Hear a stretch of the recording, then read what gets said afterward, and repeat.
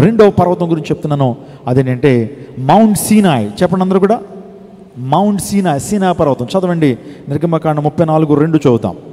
ఉదయమునకు నీవు సిద్ధపడి ఉదయమున సీనాయి కొండ ఎక్కి, సీనాయి పర్వతం ఎక్కి అక్కడ శిఖరం మీద నా సన్నిధిని నిలిచి ఉండవలెనను. ఏ నరుడును నీతో ఈ కొండకు రాకూడదు.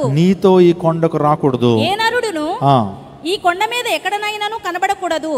ఈ కొండ ఎదుట గొర్రెలైనను ఎద్దులైనను సీనాయి కొండ ఎక్కి అక్కడ శిఖరం మీద నా సన్నిధిని నిలిచి ఉండవలెను. దేవుడు మోషేకి ఆజ్ఞాపిస్తున్నాడు, you come near to the mount Sinai. Sinai అనే పర్వతానికి నువ్వు రావాలి, అక్కడ నేను నీతో మాట్లాడతాను, నా ప్రత్యక్షత నీకు ఇస్తానని మాట్లాడటం మాత్రమే కాకుండా, దేవుడు మొట్టమొదటిసారిగా సీనాయ్ పర్వతాన్ని ఆయన ప్రస్తావిస్తున్నప్పుడు ఎక్కడ ప్రస్తావించాడనంటే, నిర్గమకాండం 3:12 చదవండి. Turn your Bibles to the book of Exodus 3rd chapter verse 12. ఆయన నిశ్చయముగా నేను నీకు తోడైయుందును, నిన్ను పంపితిననుటకు ఇది నీకు సూచన. నీవు ఆ ప్రజలను ఐగుప్తులో నుండి తోడుకొని వచ్చిన తర్వాత మీరు ఈ పర్వతం మీద దేవుని సేవించదరనెను. చాలండి. ఐగుప్తు నుంచి ఎప్పుడైతే మీరు విడుదల పొందుతారో ఆ ప్రజలందరినీ మీరు ఎక్కడ తీసుకురావాలి? సీనాయి పర్వతం మీద తీసుకురావాలి. అక్కడ దేవుని మీరు ఏం చేయాలా? సేవించాలి. You should worship God. You must worship God at the mount Sinai. అంటే ఇక్కడ సీనాయి పర్వతం దేనికి సాదృశ్యం అని అంటే, సీనాయి అనగా ఆరాధనా కేంద్రము. స్తోత్రం చెప్పండి. కమాన్ చర్చ్, ప్రక్కన వారికి తిరిగి ఆరాధనా కేంద్రం అని చెప్పండి. వండర్ఫుల్. సీనాయి అంటే ఆరాధనా కేంద్రం, the place called worship, the place of worship. Sinai అనే మాటకు అర్థం ఏంటంటే ద ప్లేస్ ఆఫ్ వర్షిప్. రక్షించబడి నీవు రెండో మెట్టు ఏంటో తెలుసా? ఆత్మతోనూ సత్యంతోనూ ప్రభువుని ఆరాధించాలి. ఐగుప్తు నుంచి ఆ ఇశ్రాయేలు విడుదల పొందిన తర్వాత, ఐగుప్తు బానిసత్వం నుంచి విడుదల పొందిన తర్వాత వారి నెక్స్ట్ స్టెప్ ఏంటి తెలుసా? ప్రభువా, ఐగుప్తు నుంచి మమ్మల్ని విడుదల చేస్తాం, నీకు స్తోత్రం అని సీనాయి దగ్గరికి వచ్చి వారు ప్రభువుని ఏం చేయాలి? ఘనపరచాలి, ఆరాధించాలి. Did you ever come to the place of worship and worshiping God with all of your heart? ఎప్పుడైనా దేవుని సముఖానికి వచ్చి, దేవుని ఆరాధన కేంద్రానికి వచ్చి ఆత్మతోనూ సత్యంతోనూ ఆరాధిస్తున్నావు నువ్వు? Christ temple is the place of worship. ఇది ఒక ఆరాధన కేంద్రం. ఇది మౌంట్ సీనాయ్. ఇక్కడ ఏం జరుగుతూ ఉన్నది ఏమంటే? ఇక్కడ ఏం జరుగుతుంది? ప్రభువుని ఆరాధించేటువంటి స్థలము. ఆత్మతోనూ సత్యంతోనూ ప్రభువును ఆరాధించేటువంటి స్థలం ఇది. రావాలి నీవు కల్వరి గిరికి వచ్చి నీవు రక్షణ పొందిన నీవు ప్రతి ఆదివారం ఎక్కడ మీటింగ్ జరుగుతున్నా సరే, ఎప్పుడు సహవాసకుడికి జరుగుతున్నా వచ్చి ప్రభువుని ఆరాధించాలి, ప్రభువుని కనపరచాలి. సీనాయి అనుభవం కావాలి. ఆత్మతోనూ సత్యంతో తను ఆరాధించిన నిమిత్తము వారిని ఐగుప్తు బానిసత్వం నుంచి దేవుడు విడుదల చేశాడు. ఎందుకు ఇశ్రాయేలును విడుదల చేశాడో తెలుసండి? నన్ను, నా ప్రజలు కనపరచాలి, నన్ను ఆరాధించాలి. ఇంకొక ప్రాముఖ్యమైన మర్మం చెప్తున్నాను చూడండి. ఎందుకు దేవుడు ఫరో హృదయాన్ని కఠినం చేశాడు? God himself hardened the heart of Pharaoh. Why? దేవుడు ఏమైనా గేమ్స్ ఆడుతున్నాడా? ఫరో హృదయం కొద్దిగా మెల్ట్ అవుతుంటే మరలా ప్రభు వచ్చి ఫరో హృదయాన్ని కఠినం చేసేవాడు. వెళ్ళిపోండి అన్నటువంటి వాడిని మళ్ళా ఆగండి అనేవాడు. కఠినపరచబడగానే వై? ఎందుకు దేవుడు ఫరో హృదయాన్ని కఠినం చేశాడు? మీకు అర్థమైందండి? వాస్తవానికి ఎందుకు దేవుడు ఫరో హృదయాన్ని కఠినపరుచుంటాడు? గెస్ చేయండి. దేవుడు ఎందుకు ఫరో హృదయాన్ని కఠినపరిచాడు? ఎవరు ఆన్సర్ చెప్పట్లేదు. ఎందుకు తెలుసా? ప్రజలు ఆయన స్తుతించాలి. ఫరో హృదయం కఠినపరచబడితే మళ్ళా ఏం చేస్తాడు? ఫరో ఇక్కడికి నుంచి వెళ్ళొద్దు అంటాడు. మరలా ప్రభు అక్కడ అద్భుతాన్ని చేస్తాడు. అద్భుతం చేసినది ఇశ్రాయేలు అందరూ దాన్ని చూస్తారు. ప్రభువా, మా కోసం అద్భుతం చేస్తావు, నీకు స్తోత్రాలు అయ్యి అంటారు. అది దేవునికి కావాలి. కొన్ని సందర్భాల్లో దేవాదేవుడు నీ జీవితంలో కొంతమంది హృదయాన్ని ఎందుకు కఠినపరుస్తాడంటే, నీ జీవితంలో అద్భుత కార్యం జరిగించి నీ ద్వారా ఆయనకు మహిమ రావాలని. అర్థమైందా మీకు? Are you getting my point? ఎందుకు ఫరో హృదయాన్ని దేవుడు కఠినపరిచాడంటే, ఇశ్రాయేలు ప్రజలు దేవుని గణపరచాలని, ఆరాధించాలని. Is so jealous God. Jealousy అంటే అసూయ అని అనుకోవద్దు. రోషం అనేటువంటి మాటను జలస్ అనేటువంటి పదం ఉపయోగించారు. Hour God is so jealous God. ఆయనకు రావాల్సిన మహిమను మరి దేనికి వెళ్తుంటే ఆయన సహించేటువంటి వాడు కాదు. ఆయనకు రావాల్సిన మహిమ సృష్టికి వెళ్ళడానికి వీల్లేదు. ఆయనకు రావాల్సిన మహిమ మనుషులకు వెళ్ళడానికి వీల్లేదు. ఆయనకు రావాల్సిన మహిమ జంతువులకి, పక్షులకి, చతుస్పాద జంతువులకి వెళ్ళడానికి ఆయన ఇష్టపడ్డు. Is so jealous God. ఈయన రోషం కలిగినటువంటి వాడు. ఆయనకి రావాల్సిన మహిమ ఆయనకే వెళ్ళాలా. చాలామంది దేవునికి రావాల్సిన మహిమను మనుషులు తీసుకుంటున్నారండి. కొన్ని ప్రాంతాల్లో దేవుని సేవకులే, కానీ దేవునికి రావాల్సిన మహిమను దొంగిలిస్తున్నావా? అది మంచి పద్ధతి కాదు. ఈరోజు విశ్వాసులు కూడా దే బికమ్ వెరీ క్రేజీ. నాకు తెలుసు, ఆంధ్ర రాష్ట్రంలో ఒక దేవుని సేవకుడు యొక్క సమాధి దగ్గరికి వెళ్ళి మట్టి తినేటువంటి ఆ పరిస్థితి తెలుగు రాష్ట్రాల్లో ఉంది. ఎవరో చెప్పారు ఇలా మట్టి తింటున్నారనేటప్పటికీ అక్కడ ఒక గచ్చు చేయించి అక్కడ ఏం చేశారంటే చెట్లు పాతారండి, మొక్కలు పాతారు. మనుషులు ఎంత అంటే నిజంగా అక్కడ మట్టి దొరకటం ఆ చెట్లు తినేస్తున్నారట, ఆకులు. దేవుని సేవకుని గౌరవించడం చాలా ఉత్తమం, గౌరవించాలి. కానీ దేవుని స్థానాన్ని ఎప్పుడు కూడా దేవుని సేవకుడికి ఇవ్వటానికి వీల్లేదు. దేవుని సేవకుడు గౌరవించాలి, అంతేగాని దేవుని సేవకుడికి ఏమండి దేవుని స్థానాన్ని ఇవ్వటానికి వీల్లేదు. అదేమవుతుంది తెలుసా? బ్లాస్ఫెమీ అవుతుంది, దైవ దూషణ అవుతుంది. దేవుడు సహించడు. దేవుడు మోషే సమాధిని ఎందుకు మరుగు చేస్తాడు తెలుసా మీకు? మోషే సమాధిని దేవుడు ఎందుకు మరుగు చేశాడు? ఆ సమాధి ఉంటే కనుక ఇశ్రాయేలందరూ ఈరోజు దేని పూజించేవారు? మోషే గారు సమాధికి కొట్టేసేవారు కొబ్బరికాయలు, మట్టేటి మొత్తం గోరులతో లాగేసి మొత్తం ఆ ప్రాంతాన్ని అంతా గొయ్యి చేసేసేవాళ్ళు. ఎందుకంటే మా మోషే మమ్మల్ని విడుదల చేశాడు, మా నాయకుడు, మా ప్రవక్త అని చెప్పి. ఏమండి, ఎంతో విగ్రహారం జరిగేది. అందరూ బట్టి దేవుడు అవకాశాన్ని ఇవ్వలేదు. మోషే సమాధిని మరుగు చేసి పాడేసాడు అంతే. ఎందుకు తెలుసా? ప్రజలు విగ్రహారం చేయకూడదని, ఆయన గణపరచాలని. దేవుడు ఆరాధన పొందేటువంటి విషయంలో కాంప్రమైజ్ అవ్వడాయన.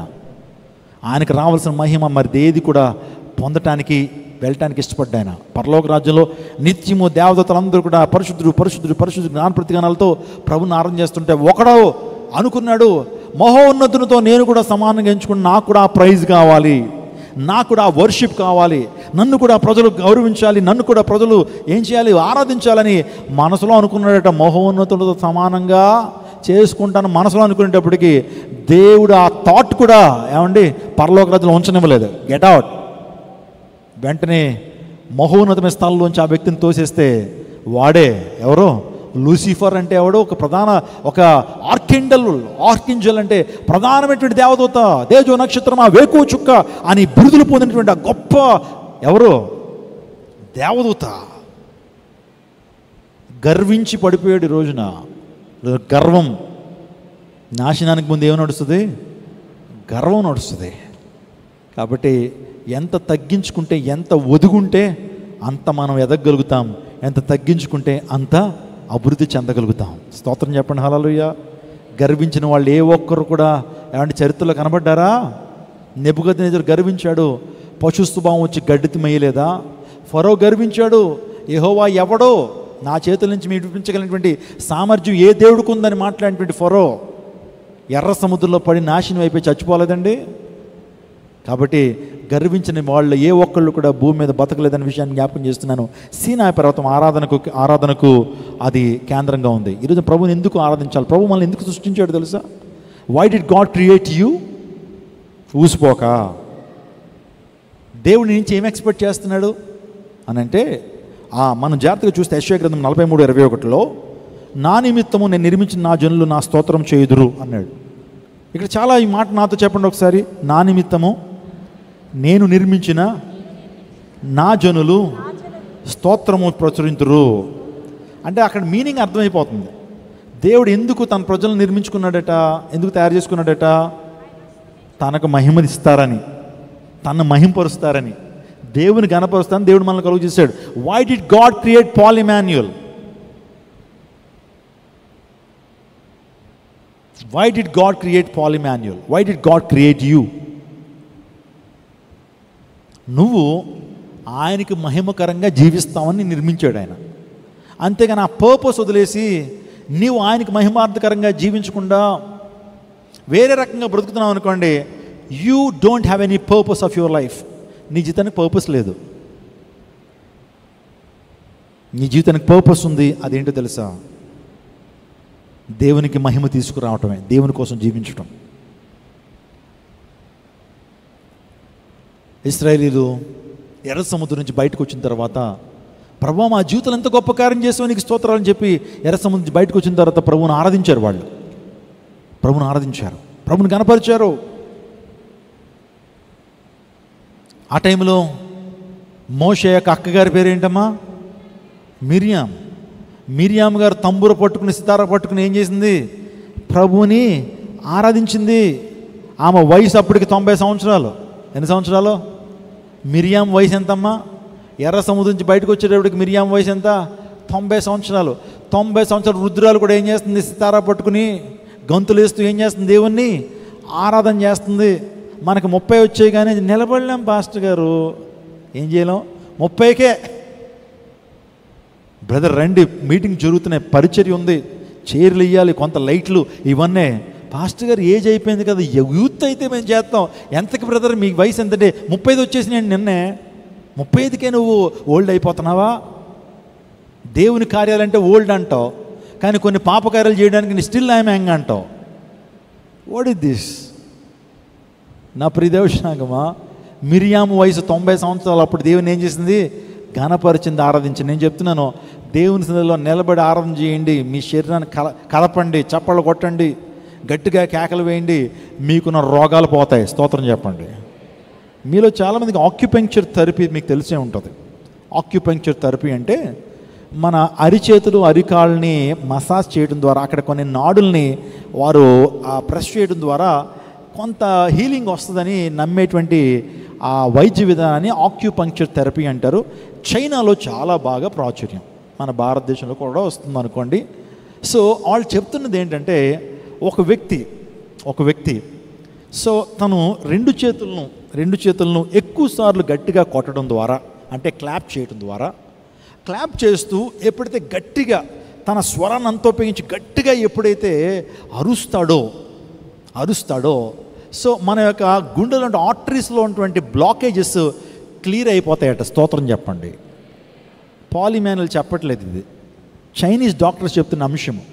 అంటే మీలో ఎవరికైనా ఆర్టరీస్లో గనక, అంటే గుండెకు వెళ్ళేటువంటి ఆ మార్గాల్లో ఏదన్నా కొలెస్ట్రాల్ గనక ఉండిపోతే, అదే బైపాస్ ఆపరేషన్ చేస్తుంటారు కదా, హార్ట్ అటాక్స్కి అవే కారణం. మనం తిన్నటువంటి ఆహారంలో కొలెస్ట్రాల్ ఏదైతే ఉన్నాయో, మనం చక్కగా రోడ్డు పక్కన బోళ్ళంత ఆయిల్ వేసినటువంటి పదార్థాలు తింటాం. ఆయిల్లో ఫ్రై చేయకపోతే మనం ఏమీ తినం. అదేమవుతుందంటే చిన్నప్పటి నుంచి తిని ఆయిల్ అంతా కూడా కొలెస్ట్రాల్గా పేరుకుని ఒక వయసు వచ్చేటప్పటికి ఏమవుతుందంటే ఆ రక్తం ప్రసరించేటువంటి ఆ యొక్క మార్గంలో ఈ కొలెస్ట్రాల్ అడ్డువైపోవడం వల్ల గుండె నొప్పులు వస్తున్నాయి కదండి. అందుని బట్టి ప్రతిరోజు మనం బయట ఫుడ్ బాగా తినేస్తే ఆరోగ్యకరంగా ఉంటాం. కొంతమంది యవనస్తుల గురించి మాట్లాడతాం, పెద్దోళ్ళ గురించి కాదు. యవనస్తులకి సాయంకాలం అయిపోగానే ఏం కావాలి? నూడిల్స్. ఏంటది? నూడిల్స్, ఫ్రైడ్ రైస్లు, బజ్జీలు, ఇంకేంటి పానీపూరీలు, ఇవేవో డ్యూటీ ఎక్కినట్లుగా మొత్తం అన్నీ వేసేస్తూ ఆ బిర్యానీలు, ఎక్కడా? ఫుడ్ కోర్ట్లో బిర్యానీలు, ఎంతంత ఆయిల్స్ ఉండేటువంటి ఆ బిర్యానీలు, ఆ ఫ్రైడ్ రైస్లు, ఆ ఫ్రైడ్ చికెన్లు, ఇవన్నీ తింటూ కొంతకాలానికి ఏమవుతుంది? కొలెస్ట్రాల్ పేరిపోతుంది. My sincere advice to all of you, please keep away from fast ఫుడ్స్కి దూరంగా ఉన్న ఇంట్లో చేసుకున్నటువంటి ఆహారం తినండి. ఆయిల్స్ తక్కువ తినండి. కొన్ని సందర్భాలు ఇష్టానుసారంగా జీవించి మనం దేవుణ్ణి శోధించకూడదు. ఇష్టానుసారంగా తినేసి, ప్రభువా ఎందుకు నాకు ఆరోగ్యాన్ని ఇవ్వమంటే, నువ్వు దేవుడు చెప్పాడు మితంగా తినయ్యా, వాళ్ళ జ్ఞానం కలిగి జీవించన్నాడు. మనం ఆహార సూత్రాలు ఏం పాటించం, ఆహార మెలకులు ఏం పాటించం, డాక్టర్ అడ్వైజ్ అసలు తీసుకో, ప్రభువా నాకు ఆరోగ్యం ఇవి, ప్రభువా నిన్ను స్వస్థపరచు యెహోవా నేనే అన్నావు కదా ప్రభువా అంటే. మీరు ఆలోచన చేయండి, కొద్దిగా సెన్సిబుల్గా ఆలోచన చేయాలి. దేవుణ్ణి ఎప్పుడు మనం శోధించకూడదు, మన యొక్క జాగ్రత్తలో మనం ఉండాలి. God has given us wisdom and knowledge. దేవుడు మనకి ఏమి ఇచ్చాడు? జ్ఞానాన్ని ఇచ్చాడు, బుర్ర ఇచ్చాడు. ఆ బుర్ర ద్వారా ఏం చేయాలి? ఆలోచన చేసి మంచి నిర్ణయాలు తీసుకోవాలి.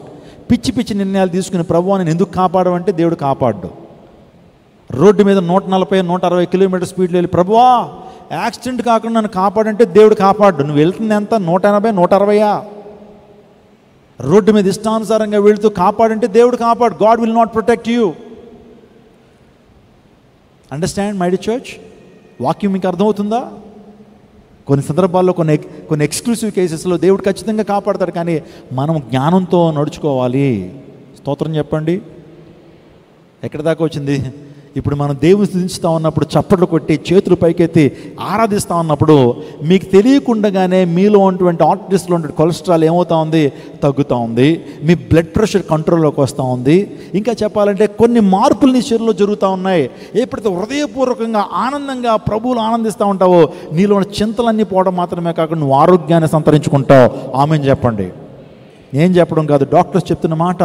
చర్చిల్లోకి వస్తున్నప్పుడు చాలామందికి హీలింగ్ వస్తుందట. ఎందుకో తెలుసా?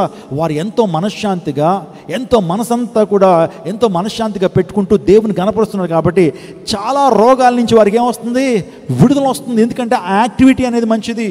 ఒక సానుకూల దృక్పథంతో వస్తున్నారు. ఇక్కడ చెప్పబడుతున్న మాటల్లో మీరు విశ్వాసం ఉంచుతున్నారు. ఆ మంచి పాజిటివ్ వైబ్ ఎప్పుడైతే ఈ ప్రాంతంలో ఉంటుందో ఆటోమేటిక్గా నీ జీవితంలో హెల్త్ నువ్వు పొందుకుంటావు అని డాక్టర్లు చెప్తా ఉన్నారు. ఎందుకు? ఈరోజున అనేక మంది ఆధ్యాత్మిక చింతన ఇలాంటి చర్చెస్కి ఎందుకు రావాలి తెలుసా? To get the health. ఆరోగ్యాన్ని పొందుకోవడానికి మరి దేవుని మందిరానికి రావాలి. నేను స్వస్థపరిచే యెహోవా నేను వాగ్దానం చేశారు. ఇక్కడంతా కూడా మంచి మాటలు నీకు వినపడతా ఉన్నప్పుడు, నిన్ను ఎంకరేజ్ చేసే మాటలు, నీ జీవితానికి ఎంతో ఉపయోగకరమైన మాటలు మీకు అందించబడుతున్నప్పుడు ఈ మాటల్లో జీవం ఉంది, ఈ మాటలో స్వస్థత ఉంది, ఈ మాటల్లో నీ జీవితంలో విలువ కలిగిన మాటలు వింటుంది ద్వారా నీ జీవితంలో ఆశీర్వాదం ఉంది. సీనాయి పర్వతం మీద దేవుని నిబంధన ఎప్పుడైతే ప్రభు ఇచ్చాడో, పదాజ్ఞలు ఎప్పుడైతే ఇచ్చాడో అక్కడ కూడా ప్రభువుని గణపరిచారు ఇశ్రాయేలీయులు. మోషే ముఖ చర్మం ప్రకాశించిందట. ఆరాధించే కొలది మీ ముఖాలు ఏమవుతాయి? ప్రకాశిస్తూ ఉంటాయి. స్తోత్రం చెప్పండి. హృదయపూర్వకంగా సంతోషంతో మీరు ఆరాధిస్తూ ఉన్నాడు, మీ ముఖాలు ప్రకాశిస్తూ ఉంటాయి. మోషే ఎప్పుడైతే సీనాయి పర్వతం మీదకి వెళ్ళాడు అతని ముఖం ప్రకాశించిందట. అతని ముఖం దేవదూత ముఖం వలె వెలిగిందట. ఆయన ముఖం ప్రకాశించింది. కారణం ఏంటి తెలుసా? సీనాయి పర్వతం మీదకి ఎక్కిన ప్రతి ఒక్కరి ముఖాలు ప్రకాశిస్తాయి. ఆరాధించేటువంటి ప్రతి ఒక్కరి ముఖాలు ప్రకాశిస్తాయి. ఆరాధన స్థలానికి వచ్చినటువంటి ప్రతి ఒక్కరి ముఖాలు ఆనందంతో ప్రకాశంతో ఉంటాయి. మీరు వెళ్తా ఉన్నప్పుడు, మీరు వస్తూ ఉన్నప్పుడు ఇక్కడ బాధతో రావచ్చు, దిగులుతో రావచ్చు, ఆందోళనతో రావచ్చు, చింతతో రావచ్చు, భయంగుప్పిట్లో రావచ్చు.